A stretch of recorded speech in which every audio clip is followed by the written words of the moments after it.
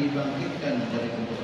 Tsumma yanqati'u ta'aruf li syiddatil ahwal Mana itu karena sangat besarnya kedahsyatannya hari itu. Wajibatan alam muqaddaratun aw muta'alliqun dan jumlah yang ta'arufuna menjadi hak dari yang ditakdirkan atau menjadi muta'alliq dzarf.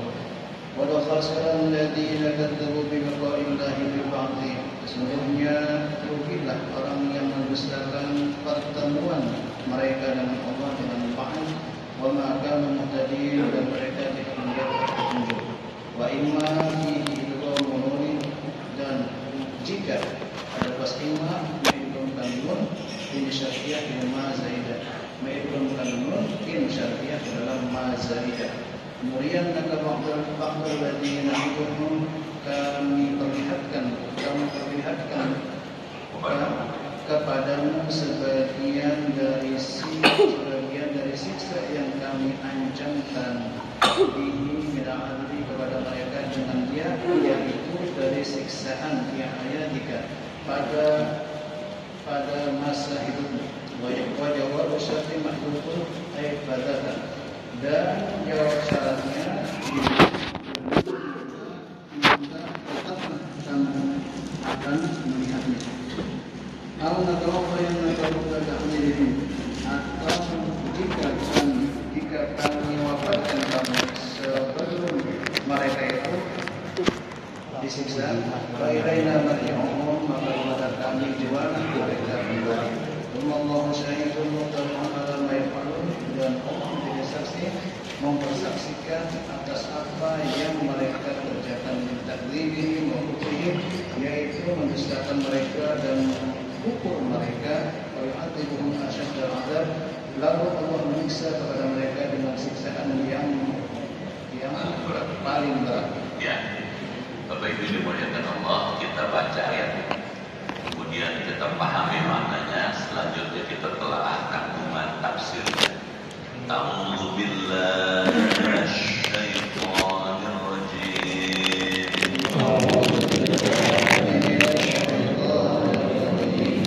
Bismillahirrahmanirrahim. Bismillahirrahmanirrahim. Innallaha la yadhlimun nasa syai'an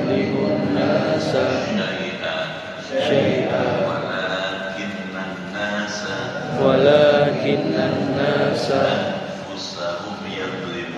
anfusahum yadhlimun. Wa yawma nahsyuruhum ka'an lam yalbasu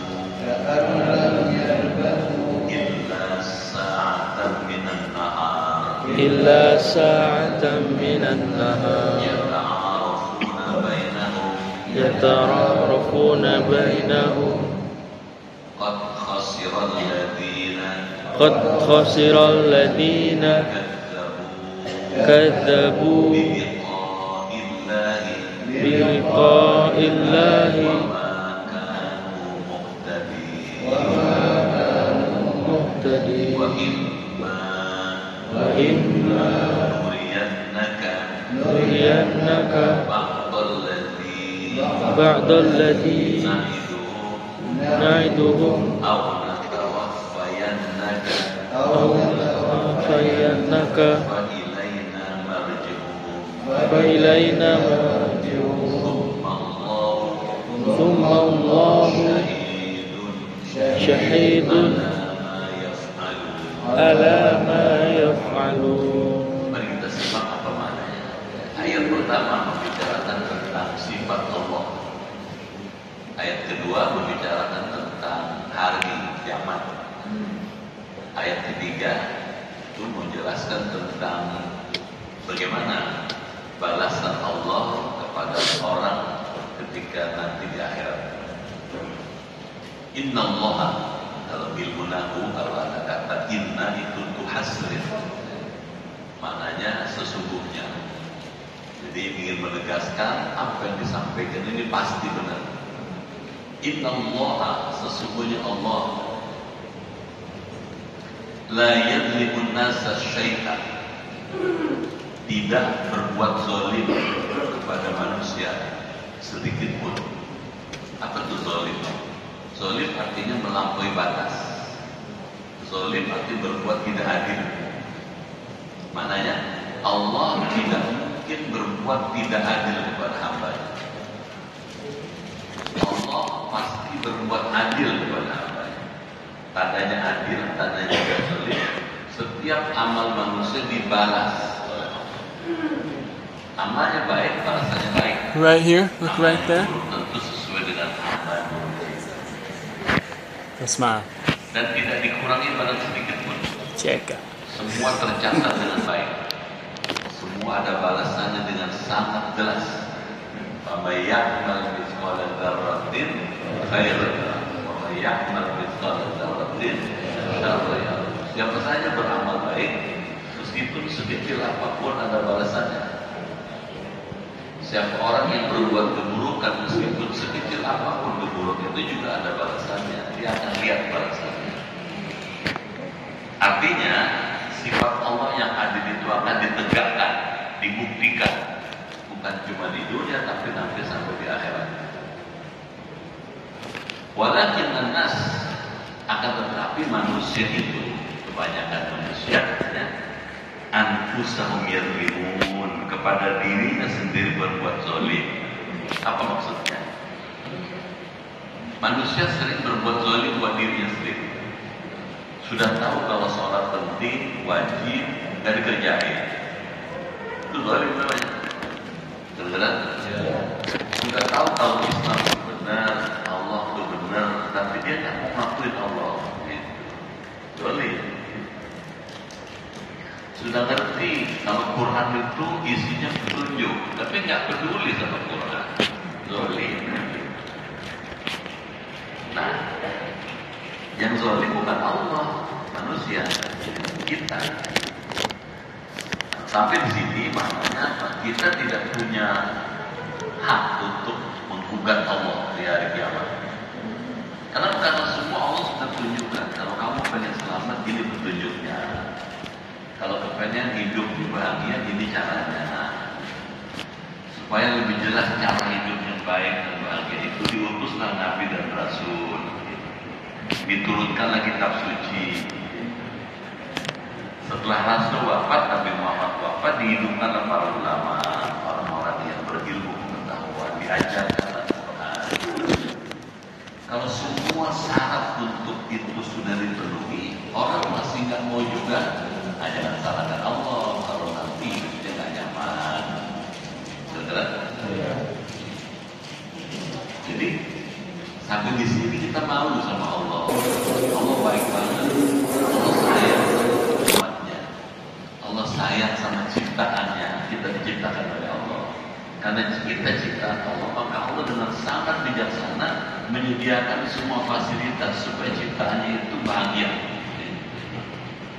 Jelas? Ini menjelaskan sifat Allah. Sekarang Allah menjelaskan tentang apa yang bakal terjadi setelah kita nanti wafat. Wa yauma, dan ingatlah. Kita disuruh ingat. Nahsyuru, hari yang Allah mengumpulkan kamu, mengumpulkan mereka. Siapa mereka? Manusia. Berdasarkan ayat ini, ada hari kiamat. Hari kiamat itu isinya tahap-tahap. Ada yaumul kiamat, hari manusia menghadapi goncangan yang dahsyat. Setelah digoncangkan 2 kali goncangan pertama menghancurkan, goncangan yang kedua membangkitkan. Bangkit dari kuburnya. Sudah bangkit, yaumul ba'ats namanya. Kemudian yaumul mahsyar, hari dikumpulkan. Orang semua dikumpulkan. Nah, ayat ini mengingatkan nanti kamu semua dari mulai zaman Nabi Adam sampai kiamat bakal dikumpulkan. Siapapun orangnya, dimanapun lahirnya, apapun suku bangsa, warna kulit, bahasanya, sama dibangkitkan semua. Nah, ketika pada hari kiamat dan hari dibangkitkan itu, hari mahsyar itu, ka'allam yalbasu, ka'allam yalbasu, Rasul itu oleh Imam Jalal katakan asalnya ka'annahum lam yalbasu gitu. Jadi Imam Jalal itu ahli bahasa, ahli tafsir. Beliau mengatakan ka'al lam yalbasu asalnya ka'annahum lam yalbasu gitu. Seakan-akan mereka tidak pernah berdiam sama sekali di dunia. Jadi nanti pada waktu kita dibangkitkan di hari kiamat, kemudian dikumpulkan di yaumul mahsyar, kita nggak merasa pernah hidup di dunia. Kenapa? Karena saking dahsyatnya kiamat, saking luar biasanya kiamat, sehingga lupa bahwa pernah hidup di dunia. Di dunia, awal kubur, nggak pernah merasa hidup di dunia dan nggak pernah merasa tinggal di kubur. Ila sa'atan min nahar, kalaupun ingat katanya, hanya sesaat saja di siang hari, mengingat sebentar. Padahal waktu di dunia ada yang lama hidupnya, ada 60 tahun, ada 70 tahun, 80 tahun, ada yang 30 tahun. Mereka nggak merasa itu. Kenapa nggak merasa? Kan itu betul. Lihauli marau, karena kedahsyatannya apa yang mereka lihat. Begitu dahsyatnya hari kiamat, begitu mengagumkannya hari kiamat, begitu mengagetkannya hari kiamat, terkaget-kaget mereka nanti kita termasuk gini lupa gitu ya, karena ada shock yang luar biasa dahsyatnya, lupa bahwa pernah hidup di dunia, pernah hidup di alam kubur gitu. Sekarang kasih tahu nih oleh Imam Jalalain, katanya marau wa jumlah tasbih dan jumlah tasbih, jumlah kalimat tasbih itu penyerupaan, kalimat penyerupaan, ka'allam yalbathu gitu. Bisa tahu nggak? Diam aja. Susah kali ngaji begini ya. Ya kan ngaji dibahas dong, ayat dibahas, diterangin, diurai, dianalisa. Gitu. Ya kita memang fokusnya ngaji. Fokus ilmu, bagaimana dapat ilmu Quran, bagaimana paham di Quran, sehingga perlu analisa keilmuan. Nah, tadi dikatakan ka'allam yalbathu, itu kalimat tasbih, kalimat penyerupaan. Halun menjadi hal minat domir dari domir rum. Kenapa dikatakan ka'allam yalbathu gitu, seolah-olah mereka tidak pernah merasakan tinggal di dunia, padahal manusia satu, tapi bilang mereka gitu. Maka dikatakan ini hal minat domir, domirnya mereka gitu. Jadi meskipun disebutnya satu orang asalnya, tapi penyebutannya mereka gitu. Untuk mengatakan bahwa di hari kiamat semua manusia itu akan merasa tidak pernah hidup di dunia, tidak pernah merasa hidup di kubur. Kenapa? Saking dahsyatnya hari kiamat, saking luar biasanya pengalaman yang baru-baru mereka terima. Berubah jauh keadaan di hari kiamat dengan di dunia. Dunia yang kita lihat sekarang ini ada gunungnya, ada danau, nanti rata. Setelah kiamat rata di mahsyar, rata dan putih gitu. Suasananya baru, sistemnya baru, keadaannya juga baru, berbeda dengan sebelumnya.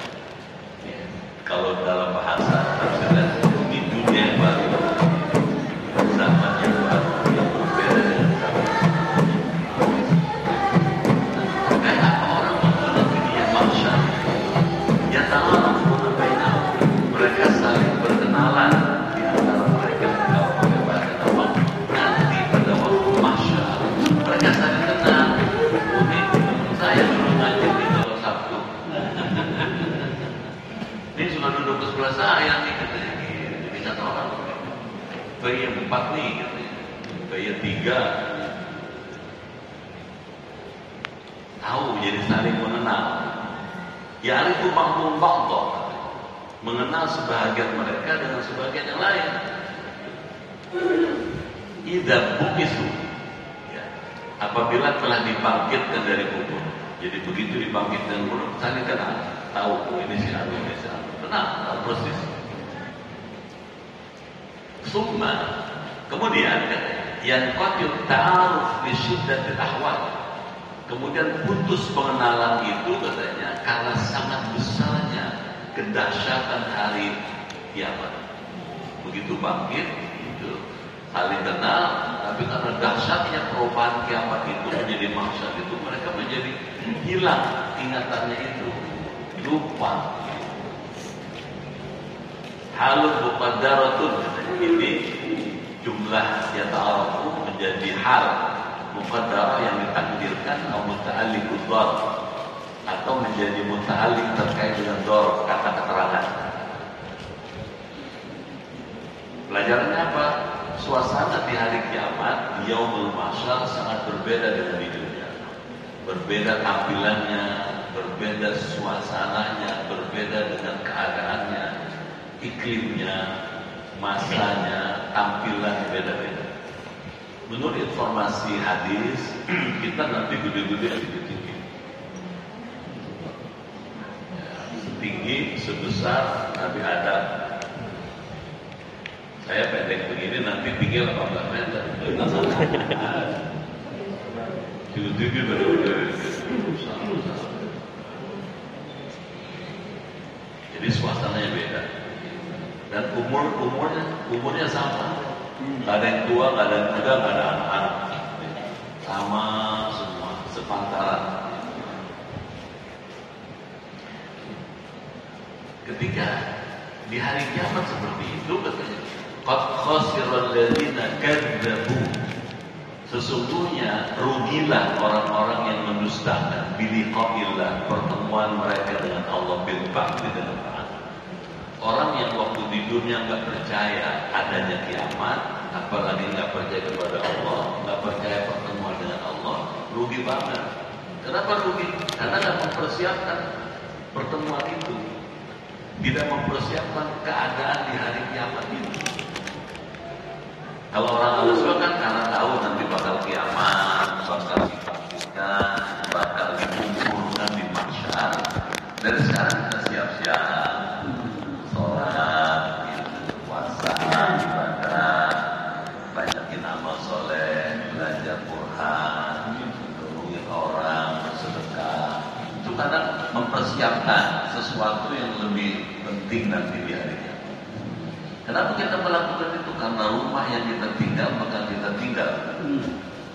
Sebagus apapun rumah bapak, rumah ibu, ketika kiamat musnah. Secinta apapun kita kepada keluarga, di hari kiamat berpisah. Gitu. Lalu kita bawa yang mana? Amal soleh. Kedengeran? Yang kita bawa itu tabungan kita itu sedekah, zakat, tilawah, ibadah, ngaji nih sekarang. Ini kita bawa. Rumah, harta, pangkat, jabatan kita tinggal. Nanti kita bangkit di hari kiamat, bangkit dari kubur, gitu. Gurlan muhajjalin, nggak pakai baju. Tapi orang yang beriman akan diberikan kehormatan oleh Allah. Diberikan kehormatan apa? Tampil dengan sangat baik, terhormat. Nah mereka yang di dunia nggak percaya adanya kiamat, nggak percaya adanya hari mahsyar, rugi. Itu ruginya apa? Nggak punya persiapan, nggak punya bekal, nggak punya amal soleh. Ayat ini mengingatkan kita, mumpung masih hidup di dunia, banyakin celengan. Diam aja. Celengannya bukan duit, amal soleh. Duit bagus, gitu. Tapi amal soleh juga penting. Kenapa? Karena yang akan berguna pada waktu itu amal soleh. Duit bapak yang banyak itu habis, gua hancur binasa. Kalau gitu gimana? Iman, amal soleh, harta, pangkat, jabatan, kedudukan itu aksesoris doang, pelengkap hidup aja. wa ma kanu muhtadin, dan mereka tidak mendapat petunjuk. Karena petunjuk siapa yang tak percaya kepada hari kiamat? Nauzubillah. Emang ada orang yang percaya sama kiamat? Ada banyak. Orang macam Abu Jahal, Abu Lahab, tak percaya ya? Nggak ada tuh kiamat katanya. Orang pas mati selesai ceritanya. Orang pas mati masuk ke tanah, habis tamat riwayatnya. Nggak ada lagi hidup setelah itu. Nah mungkin orang sudah hancur tulang-tulangnya jadi debu, bisa hidup lagi jadi orang. Itu pikirannya Abu Jahal. Kalau Quran mengatakan setelah mati masih ada hidup lagi. Gitu. Kehidupan itulah hidup di alam barzakh, hidup di alam akhirat, dan nanti di akhirat kita dibalas. Ada yang masuk surga, ada yang masuk neraka. Nah, kita mempersiapkan supaya masuk surga itu dengan amal soleh. Tausiahnya, mumpung badan sehat, sempat over, apa over? Sempat ngaji, mumpung dekat dengan masjid, sholat masjid, jelas kan? Masih ingat kan dulu waktu pergi haji, masjid jauh, gitu. Masjid Nabawi itu jauh dari pondokan. Kita belain berangkat jam 3 supaya cepat-cepat bisa masuk ke Masjid Nabawi. Begitu selesai haji, masjid kemana? Orang kemana? Maaf ya, jangan marah. Nah ini kan mesti ada perbaikan dong. Itu gunanya kita disuruh pergi haji supaya tahu. Kalau waktu Ramadan 4 rukun kita kerjain: syahadat, sholat, puasa, zakat, haji. 4. Kenapa cuma 4? Karena setelah 4 ini dikerjakan baru mengerjakan yang kelima, haji. Kalau ini sudah tuntas baru yang kelima bisa dikerjain. Nah 4 sudah kita kerja, tinggal pergi hajinya aja. Bismillah Pak. Jangan nggak pengen pergi haji. Waktunya susah pergi haji. Allah Maha Kuasa.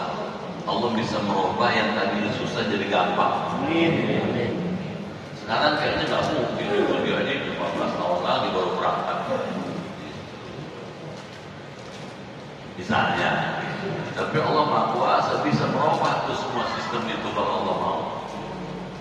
Yang penting punya niat dulu. Biar duit banyak, harta berlimpah. Kalau nggak punya niat nggak berangkat. Biar nggak punya duit sekarang, tapi kalau punya tekad kuat Allah kasih jalan ntar. Dimudahkan aja. Jelas? Bismillah. Kalau boleh kita minta sama Allah, jangan kau wafatkan aku sebelum kau izinkan aku pergi ke tanah suci. Sebelum kau izinkan aku pergi melaksanakan ibadah haji ke Baitullah. Kenapa mesti pergi haji? Supaya sempurna. Kalau kita belum pergi haji, kita jadi belum yakin Islam itu kayak apa. Kita tahu nggak kalau mau ke ada Ka'bah? Tahu. Dari mana kita tahu? Ya baca Quran, lihat di TV, gitu. Jadi tahunya dia tentang Ka'bah baru hanya sebatas ilmu. Nah pergi haji itu bukan sebatas ilmu, melihat langsung ke Ka'bah, membuktiin langsung tuh kalau Quran itu benar. Jelas? Saudara percaya sama Rasulullah? Percaya. Dari mana saudara percaya?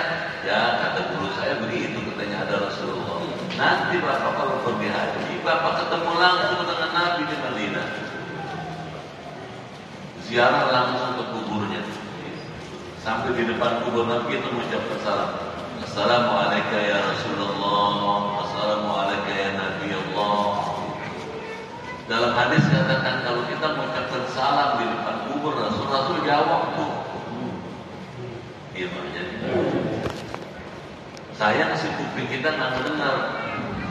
Kalau kuping kita bisa mendengar Nabi jawab, waduh, orang tiap hari baca selawat.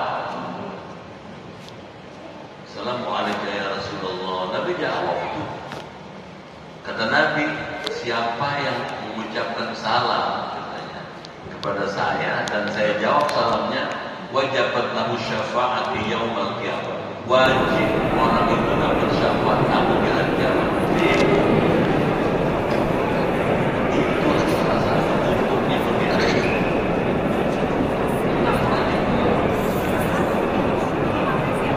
Kata Nabi lagi, man zarani fi qabri kana kaman zarani fi hayati. Siapa orang yang mengunjungi, menziarahi aku di kuburku katanya, karena kaman zarani fi hayati, sama seperti dia menziarahi aku ketika aku masih hidup. Jadi kalau kita datang ke kubur Nabi, kayak kita datang berkunjung kepada Rasulullah. Dan jangan ragu, Rasulullah itu meskipun sudah wafat, tapi hayatun fi qabri. Beliau hidup di kuburnya, tahu siapa yang datang nih, ngerti siapa yang baca salam. Kalau gitu gimana? Pergi haji penting. Saya masih muda, masih lama, makanya masih banyak kesempatan. Dari sekarang, kedengaran? Bismillah. Kalau bisa pergi haji masih muda. Jangan sudah 70 tahun baru pergi haji. Kesian. Jadi kalau gitu gimana? Bismillah. Supaya mantap kita, sempurna keislaman, lengkap. Kalau kita sudah pulang dari haji, itu kita sudah yakin. Yakinnya bukan ilmal yakin, bukan sekedar ainal yakin, tapi hakul yakin. Yakin seyakin-yakinnya kalau Allah benar, yakin seyakin-yakinnya kalau Nabi Muhammad itu benar. Karena ada buktinya, ketemu langsung sama Rasulullah di kuburnya. Jadi bukan katanya. Benar-benar enggak? Katanya enggak ada. Itu udah lihat, udah ketemu langsung. Jelas? Nanti kalau kita belajar tasawuf lebih maju lagi. Meskipun ya, kita pernah ziarah ke kubur Nabi, nanti dalam ilmu tasawuf orang bisa mimpi ketemu Rasul. Kadang-kadang bisa. Ada Syekh Abu Bakar Asyibli itu. Imam Asyibli ini seorang ahli tasawuf. Mimpi ketemu Nabi. Ketika ketemu Nabi, Nabi nyamperin tuh Abu Bakar Asyibli. Begitu Nabi nyamperin dia tuh dikecup dahinya, keningnya Abu Bakar Asyibli oleh Rasulullah. Ditanya, ya Rasul, kenapa Anda mencium kening saya? Karena engkau punya amalan yang orang lain tidak kerjain. Apa amalannya Abu Bakar Asyibli? Tiap habis salat baca, laqad ja'akum rasulun min anfusikum azizun alaihi ma anittum harisun alaikum bil mu'minina raufur rahim. Fa in tawallaw faqul hasbiyallahu la ilaha illa huwa alaihi wasallam. Dia kalau habis sholat baca 2 ayat surah Taubah itu 12 kali. Kenapa dibaca gitu? Karena cinta pada Rasul. Ini kita baru-baru lakukan jahat, istighfarnya kagak, salah langsung bangun aja udah. Jangan marah. Gimana berkah? Bid'ah lu, habis sholat lu geremong-geremong aja lu, geremong-geremong. Gimana nalarnya? Kita kebanyakan dengerin orang tua bid'ah ini, jadi kita jadi ragu sama agama kita, amal kita selama ini. Bagaimana nalarnya? Ini contoh sederhana. Ada hadis Sahih Muslim. Karena Rasulullah SAW yastaghfiru salatan ba'da salatil mafruḍah. Nabi katanya selalu istighfar 3 kali setelah sholat yang fardu. Yang ngomong sahabat. Dari tak tahu dari mana sahabat kalau dia baca istighfar 3 kali kalau dia nggak mendengar. Paham? Dari mana dia bisa cerita bahwa Nabi Muhammad kalau habis sholat baca istighfar 3 kali kalau dia nggak mendengar? Kalau begitu Nabi begitu salam kanan salam kiri istighfarnya kedengeran. Kalau gitu istighfar dengan dilafalkan itu bukan bid'ah. Cicing wae. Paham nggak? Bukan bid'ah kedengeran. Dari mana sahabat bisa cerita itu? Kalau kedengeran berarti bunyi. Kan ada orang diam aja, sama-sama diam aja, sepi aja masjidnya. Dibilang masjid gak ada suaranya, dibilang bukan masjid wujudnya masjid. Nalarnya pakai dong. Gak mungkin sahabat bisa ngasih tahu kalau Nabi istighfar 3 kali kalau tinggal dengar. Jelas? Belum lagi istighfar 3 kali. Setelah itu apa lagi? Baca Allahumma antas salam. Tahu dari mana? Hadisnya sahih. Nabi langsung nebuk tuh sahabat. La tadak. Jangan kamu tinggal ya kalau habis sholat, jangan lupa nih baca doa ini, kata Allahumma antas salam wa minkas salam wa ilaika ya'udhu salam. Sampai selesai. Ditiru sama sahabat, dibaca sama sahabat. Nabi juga baca. Jadi bukan bid'ah. Kedengeran? Kan orang sekarang kan Islam murni. Paham? Islam murni, jangan pakai ditambah-tambahin. Habis sholat mingkem aja lu. Paham itu? Gimana? Kalau nggak ada hadis kita nggak ngerjain, Pak. Kedengeran ya? Ini dalam rangka cinta Nabi nih. Baca tasbih 33 kali, tahmid 33 kali, takbir 33 kali, kalimat tauhid 1 kali jadi 100. Ada hadis sahih dan dibaca sama Nabi, dipesan sama Nabi kepada sahabat, diamalin sama sahabat. Kalau diamalin berarti hadisnya menjadi dasar melaksanakan ibadah. Jadi jangan ragu-ragu kalau ngaji. Paham gak tuh? Jangan kebanyakan lihat YouTube. YouTube boleh dilihat, tapi periksa dulu siapa yang ngomong gitu. Punya disiplin ilmu itu enggak gitu. Rujukannya benar kan? Dalilnya bisa diterima kan? Sesuai enggak dengan yang kita praktekin? Jelas tuh? Kenapa mesti saya terangkan begini? Kalau kurang penjelasan, lama-lama orang hanyut dalam arus media sosial tanpa tahu sumbernya. Ini gunanya ngaji nih. Paham kan ya? Gimana kalau kita minum dulu ya? Ada tegang nih ngaji nih. Kita cobain tuh kuenya dulu. Ada kan?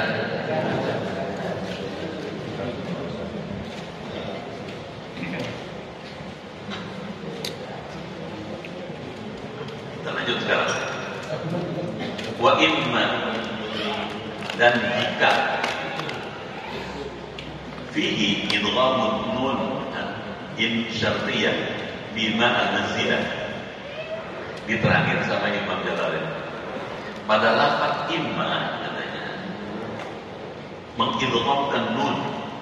Idgham masukkan huruf nun in asyartiyah ke dalam in syartiyah, bima al-nazilah ke dalam ma zaidah. Ini maksudnya. Kata wa imma itu asalnya wa imma. Bisa tahu nggak? Asalnya wa imma. Karena nun mati ketemu mim maka jadi idgham. Sehingga baca bukan wa imma tapi wa imma gitu. Bisa tahu ya? Dan jika nuriyannaka ba'dul ladzina idu, kami perlihatkan kepada kamu sebagian dari siksa yang kami ancamkan. Jadi nanti di hari kiamat kasih lihat nih, siapa di dunia dulu nggak percaya sama Allah, tidak percaya sama hari kiamat, nih dikasih lihat. Bihi katanya dengannya benar adab, yaitu dari siksaan di hayatika pada masa hidupnya. Wajawab syarat mahdhuf, dan jawab syaratnya kalau ada jumlah syartiyah mesti ada jawabnya di sini. Ada fa di situ mesti. Kenapa nggak ada fa-nya? Ya. Mahdhuf dibuang. Ai fadzaka, yakni maka tentulah kamu akan melihatnya. Atau katanya natawaffayannaka, jika kami wafatkan kamu qabla ta'dzibihim, sebelum mereka itu disiksa. Fa ilaina marji'uhum, maka kepada kami jualan mereka kembali. Jadi ada orang yang masih hidup di dunia, oleh Allah dilimpahkan, dikasih siksa. Bisa tangkap nggak? Masih hidup disiksa dia, menderita. Ada juga sebelum dia mati disiksa dulu. Itu sebetulnya cara Allah mengingatkan orang. Bisa lakukan. Orang kalau hidupnya tersiksa kan, itu menderita, dia lama-lama mengeluh dia. Saya mau tanya nih orang pernah susah nggak?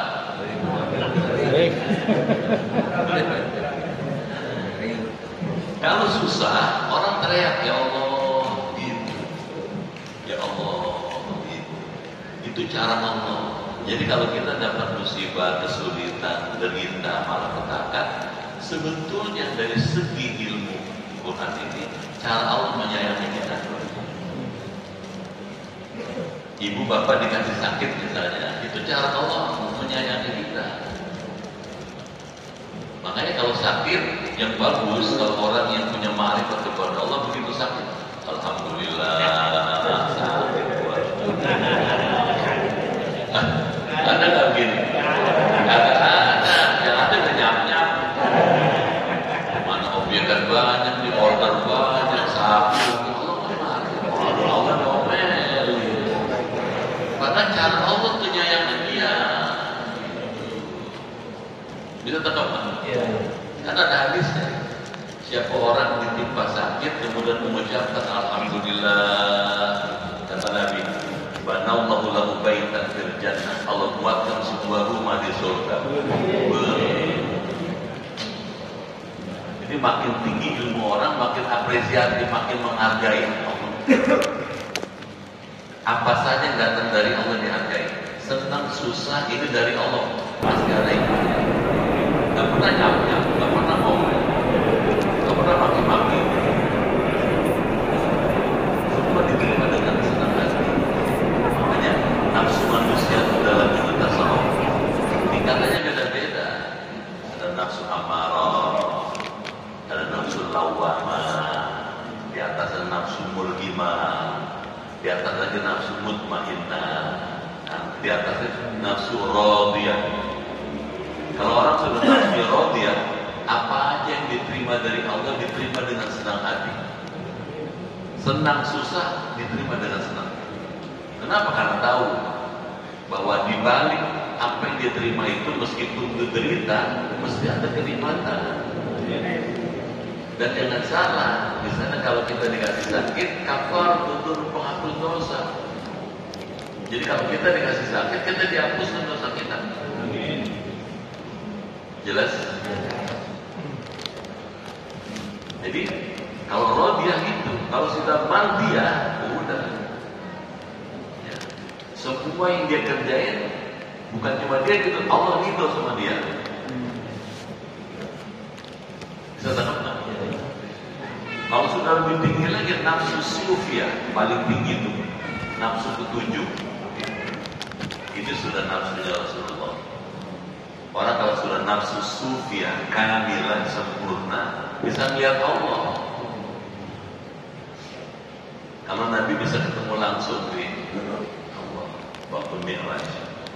Kalau manusia selain Nabi, wali misalnya, bisa melihat Allah dalam mimpi. Makanya jangan heran kalau misalnya Imam Ghazali mimpi ketemu Allah. Kenapa? Karena tingkat ma'rifatnya, nafsunya sudah sampai mentok. Ini bagaimana kita mimpi ketemu Allah? Tidurnya begitu bloksek aja. Ada tak begitu? mimpinya berseri, capek, capek. Tidur yang bagus ya Nabi. Nabi kata Ibnu Abbas pernah bersama-sama Nabi tidur, ya. Dia datang ke rumah bibinya. Bibinya itu adalah istri Rasulullah. Nabi begitu malam itu sebelum tidur wudhu dulu, sholat 4 rakaat, 2 rakaat salam, 2 rakaat salam itu Nabi. Beneran nggak? Kalau nggak percaya baca kitab Sahih Bukhari. Saya ngajar kitab Sahih Bukhari. Saya bisa merangin karena saya ngajarin. 4 rakaat, 2 rakaat salam, 2 rakaat salam. 2 rakaat pertama sholat wudhu, 2 rakaat kedua sholat hajat. Sudah selesai, itu doa, minta sama Allah. Kita terserah, apa yang kita perlu kita minta supaya besok dibangunkan lebih awal. Benar-benar dibangunkan lebih awal. Pasti yang begini ini bangunnya lebih awal pasti. Subuh 4.35 misalnya, jam 4 udah bangun. Malah kadang-kadang sebelum 4 udah bangun. Beneran? Tidurnya dalam keadaan wudhu. Orang tidur dalam keadaan wudhu, tidurnya ibadah. Tidurnya ibadah. Kalau mimpi, kata Imam Ibnu Sirin, mimpinya ar-ru'ya as-shadiqah, mimpi yang benar. Beneran kan? Ya. Pernah nggak? Dorong-dorong. Susah orang-orang. Berjalan nggak bisa, ngomong nggak bisa, mengangkat tangan nggak bisa. Aduh, sengsara. Udah menderita banget. Itu syaitan. Kenapa? Tidurnya nggak ngikutin petunjuk Rasul. Beneran? Maksud saya cerita begini. Kalau dulu waktu Ramadan belum subuh udah pada datang masjid. Ada nggak gitu? Sholat sunnah, yang baca Quran, yang megang tasbih begini aja kayak wali deh. Bagus banget tuh. Begitu sawah, sekarang udah teleponan gitu. Yang ajan-ajan, yang merem-merem, kan itu udah dilatih, digembleng sebulan. Itu nggak sia-sia tuh. Kalau ada orang bilang komplain saya susah bangun malam, katanya udah dilatih sebulan. Waktu Ramadan kan sebelum subuh udah bangun sahur. Dilatih sebetulnya bukan cuma sahurnya yang pentingnya, yang dipentingkan apa? Itu Allah sayang sama kita. Manfaatkan di waktu sahur dengan berdoa. Kadang-kadang minta sama Allah. Orang itu kan banyak butuhnya kan. Minta sehat, minta berkah, minta maju usaha, minta anak soleh, minta hidupnya dimuliakan Allah, tidak dihina. Itu minta sama Allah. Waktu sahur. Sekarang nggak sahur, tahajud. Amin. Setuju nggak? Maaf ya, apalagi udah sakit, udah CB, kedengeran nggak?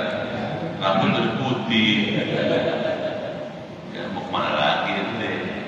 Udah dekat-dekat sama Allah, fokus dulu.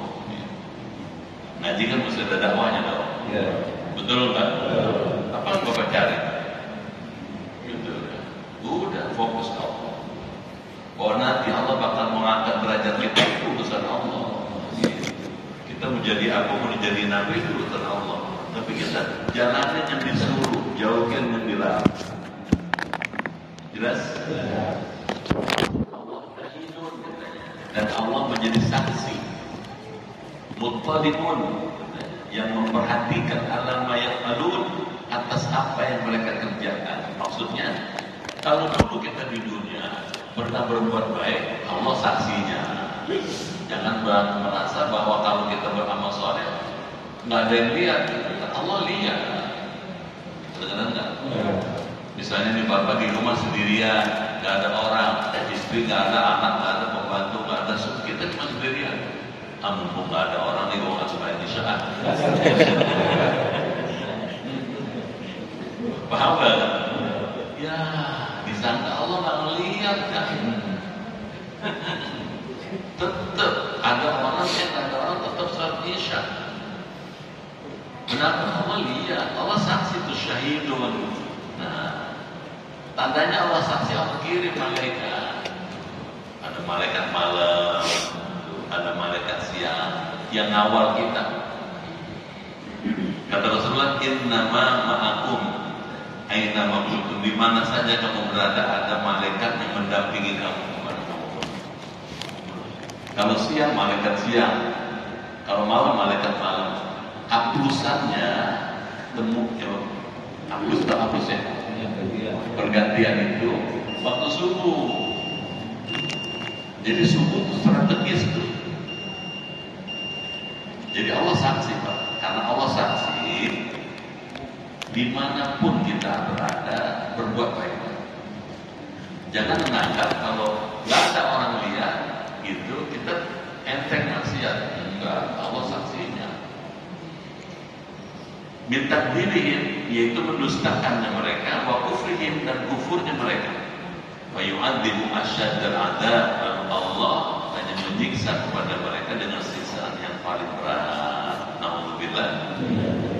Pelajarannya apa? Ini akidah. Jadi aspek akidah dalam Islam.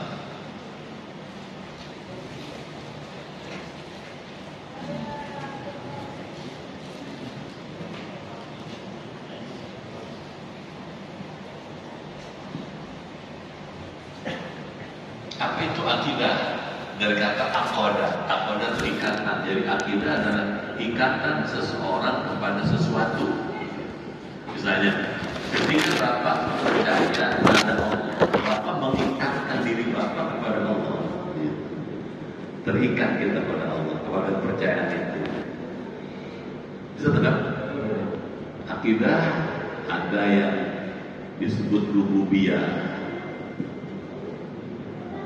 Akidah yang memposisikan Allah sebagai Rabb, pencipta. Alhamdulillahirabbil, segala puji bagi Allah Rabbil alamin, pencipta alam semesta. Allah itu diposisikan sebagai Rabb, pencipta, penguasa, pemilik, pemelihara. Yang kedua ada akidah uluhiyah. Allah di samping sebagai Rabb, tapi juga sebagai ilahi. Di samping sebagai pencipta, tapi Allah juga sebagai ilahi yang kita sembah. Gitu. Apa bedanya kita dengan Abu Lahab? Abu Lahab tahu kalau Allah ada. Dia ngerti rububiyah Allah, tapi dia tidak menjadikan Allah sebagai ilahinya. Dia tidak nyembah Allah. Dia nyembah Lata, Manat, Uzza. Simbolnya yang disembah. Bisa tahu? Kita mengakui, mengimani, ini juga kita jalani. Ada akidah nubuwah, kenabian, supaya orang tahu ya, bagaimana hidup yang selama hidupnya. Allah menghidupkan nabi-nabi, ada nabi-nabi yang rasul-rasul. Tujuannya apa? Membimbing, nunjukin, nyontoin. Begini nih caranya hidup yang benar. Kedengeran ya? Ini kan ngaji kan mesti dibahas bukan? Kalau tadi bahas ayat per ayat, sekarang secara global. Nah, Nabi itu nunjukin bagaimana caranya. Misalnya Allah mengatakan aqimis shalah liduluki syamsi ila ghasaqil lail wa qur'anal fajr. Nabi ngasih tahu, gini sholatnya subuh, gini zuhur, asar, maghrib, isya. Itu Nabi. Tujuannya menguatkan ini. Ada akidah yang keempat, akidah ruhiyah. Akidah ini membicarakan tentang sesuatu yang bersifat spiritual, roh. Apa contoh yang bersifat spiritual? Kiamat, malaikat, akhirat, surga, di mahsyar. Di sini tempat ini ruhiyah. Jelas? Udah capek emang? Hah? Kalau capek kita berhenti aja dah nih. Matanya udah kecil-kecil tuh.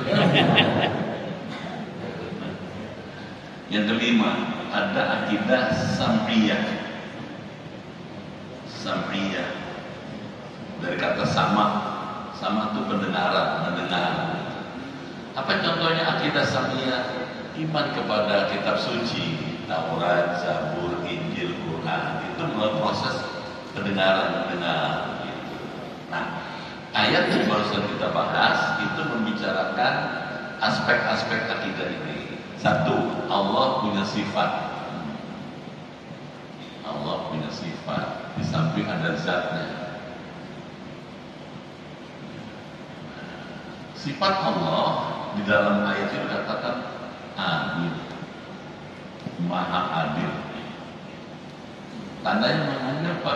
Allah tidak zalim.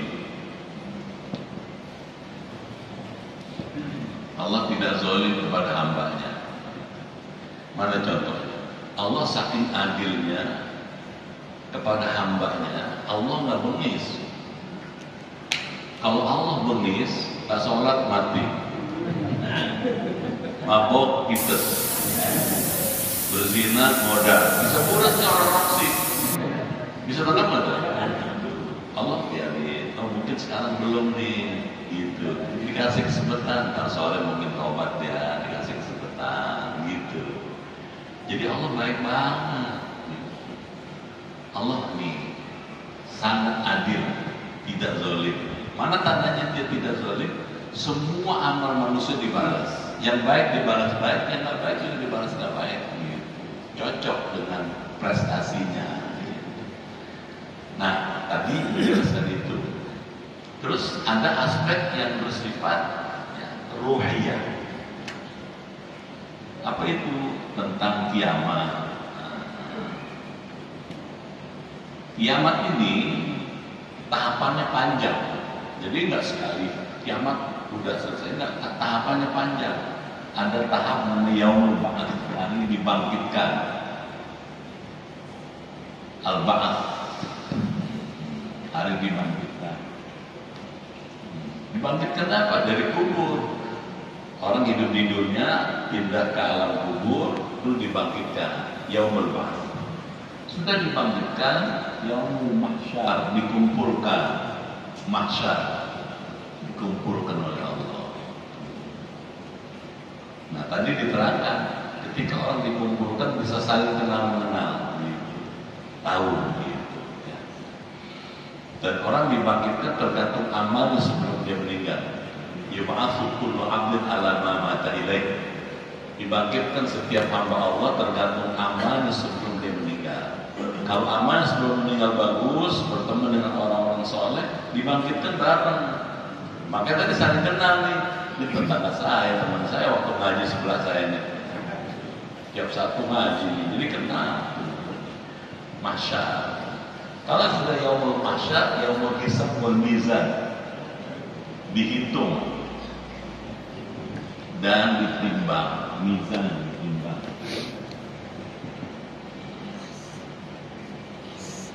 Bisa tangkap? Kenapa mesti dihitung, ditimbang? Menjadi alasan yang rasional bahwa Allah pantas membalas orang itu. Setelah dihitung, ditimbang, ini hasilnya. Dikasih kitabnya, Iqra kitabaka, bacalah catatan amalmu, gitu. Oh, prestasi saya dulu begini.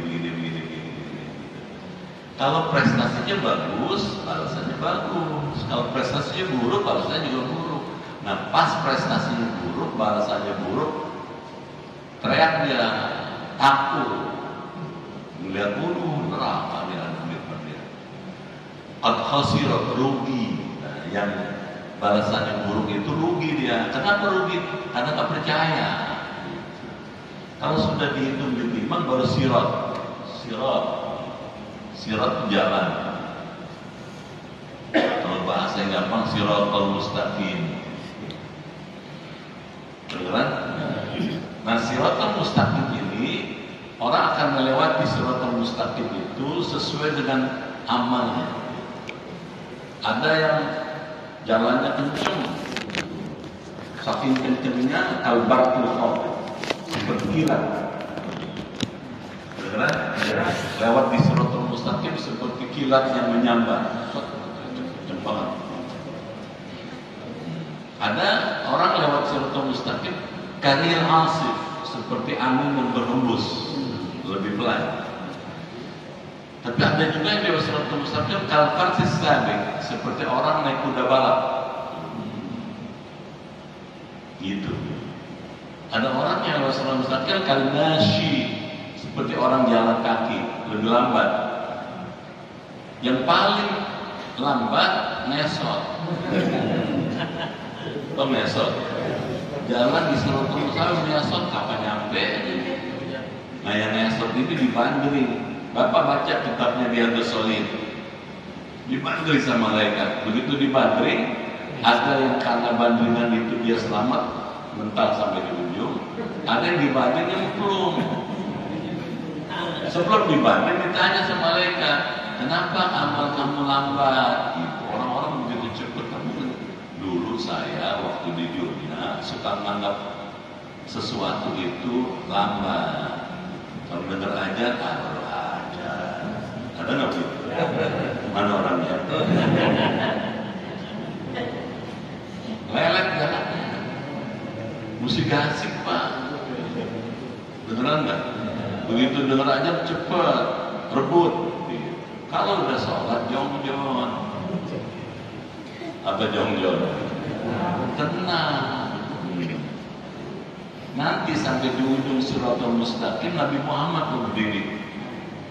Orang pertama yang sampai di Siratal Mustaqim Nabi Muhammad. Paling ujung. Pertama kali sampai di ujung.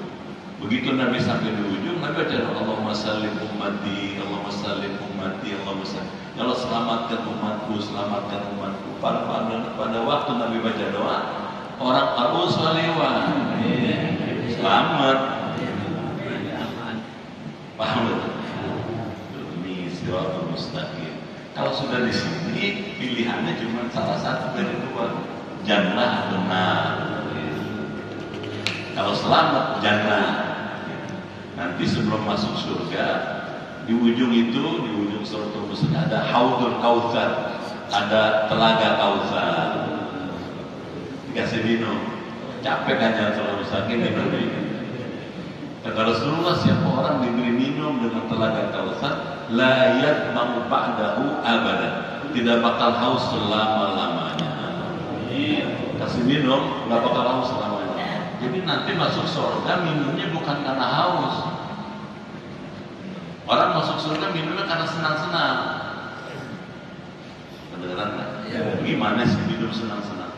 Bapak di rumah, ibu bisa di rumah, ada minuman banyak gitu, ada kulkas misalnya, ada cake, ada buah, ada sirup, ada macam-macam itu di kulkas. Tapi bapak bilang, ya kita jalannya keluarnya cari jus lah, makan jus di restoran, makan jus, minum jus di restoran itu bukan karena haus, senang-senang. Di surga tuh senang-senang terus. Amin. Tiap hari senang-senang ente. Bukan cuma itu katanya, ya. Nanti bapak itu ditemani istri yang sepanjang hari perawan.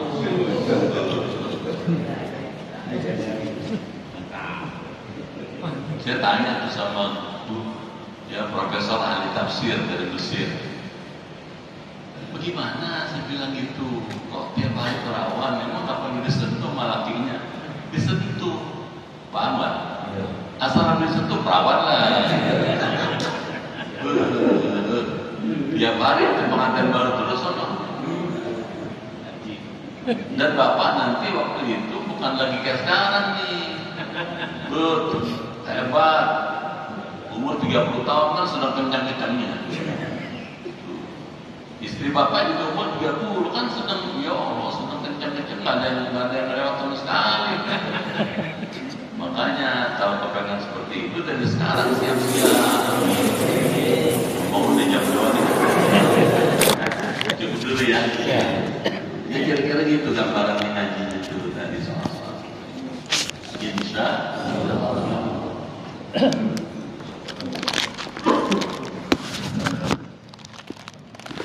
Sampai wali kulli umatnya. Ada yang belum jelas?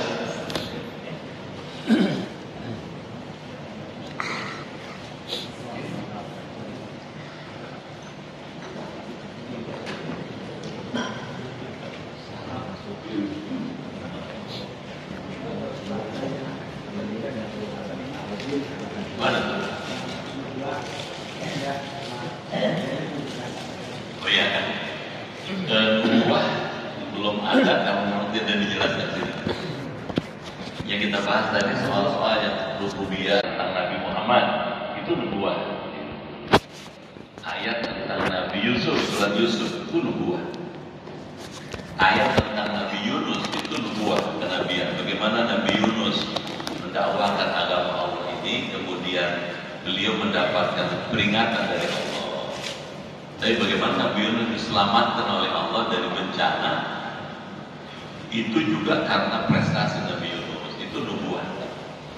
Kalau yang sam'iyah, itu misalnya tentang Taurat, Zabur, Injil, Quran. Misalnya Allah membuka ayat Quran, misalnya surat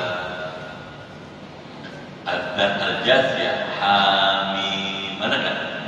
Tanzilul kitab minallahi azizul hakim. Hamim, itu Tanzilul kitab. Hamim itu cuma Allah yang tahu, kata Imam Jalalain. Tanzilul kitab minallahi azizul hakim. Quran itu diturunkan dari Allah, katanya. Jadi bukan karangan Nabi Muhammad. Siapa Allah? Al-Aziz, yang Maha Perkasa.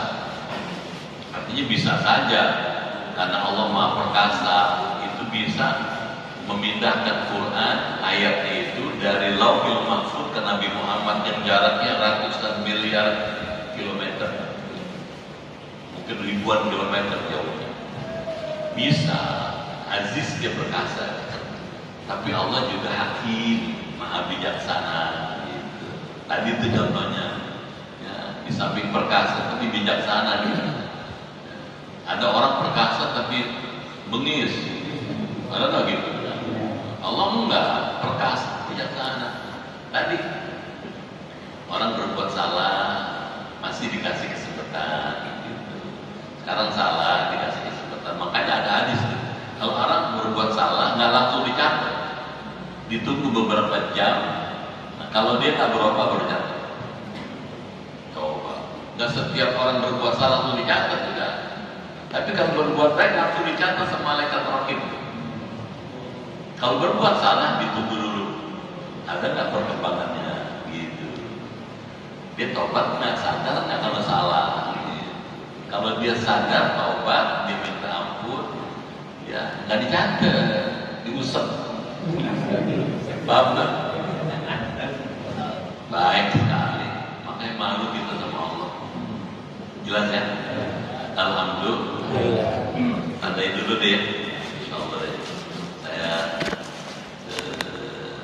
cukupkan dulu. Insyaallah kita ketemu lagi pekan depan aja atau ya, insyaallah. Al-Fatihah.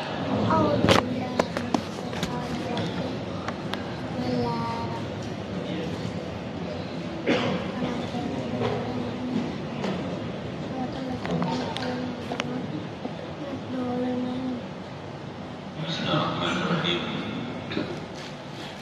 Allahumma bihaqqil Qur'an wa bi kalamikal qadim wa bi Muhammadin khatamin nabiyyin wa bi haqqi ummil Qur'an kalimna al-Qur'an wa faqihna fid wa 'allimna ta'wil wa hdina ila sawa'is sabil.